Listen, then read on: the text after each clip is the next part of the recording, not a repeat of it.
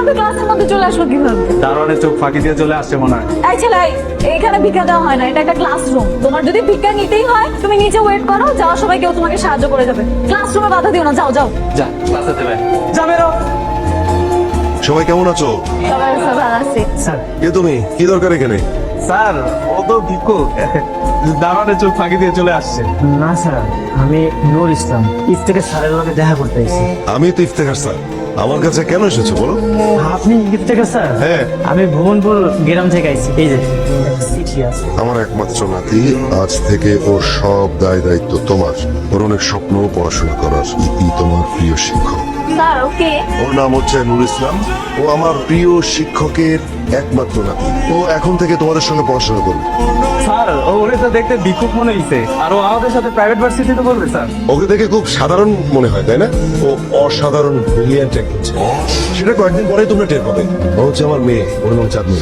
তুই বাসায় যাওয়ার সময় ওকে সঙ্গে করে নিয়ে যাবি। আর আমার আরো একটা ক্লাস আছে, আমি শেষ করে আসছি। বাড়িতে চলো। তুমি কি ভেবেছো আমার বাবা আমাকে বলেছে তোমাকে সাথে করে নিয়ে যেতে, তার মানে আমি তোমাকে সাথে করে নিয়ে যাবো? তুই না বলেছিলি তোর বাসায় খুব ব্রিলিয়েন্ট স্টুডেন্ট আসবে, তুই নাকি তার সাথে প্রেম করবি? এই তোর বয়ফ্রেন্ড? আশ্চর্য দোস্ত, তুই মজা কেন নিচ্ছিস আমার সাথে? আমি কি করে বলবো বল? বাবা এরকম একটা খ্যাত গাইয়া ছেলে ধরে নিয়ে আসবে। আরে দেখি সমস্যা কোথায়? প্রেম কর, ভালোই তো মানাবে। তোরে না আমি মারবো ধরে। ওর সাথে প্রেম করবো আমি?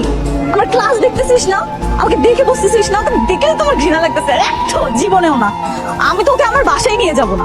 এই শোনো, তুমি কিন্তু আমার সাথে আমার বাসায় যাচ্ছ। চাঁদনি! কি হয়েছে? হ্যাঁ, এত জোরে জোরে চিৎকার দিচ্ছ কেন? মানে চাঁদনি চাঁদনি বলে সারা বাড়ি মাথায় তুলে নিচ্ছ কেন? কি হয়েছে? কি হয়েছে বাবা? তোকে কি বলেছিলাম? তোকে আমি বলেছিলাম না যে বাসায় যাওয়ার সময় ওকে সঙ্গে করে নিয়ে যাবি?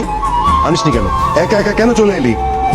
বাবা তোমাকে একটা জিনিস বুঝতে হবে, এই ছেলেটাকে আমার পছন্দ না।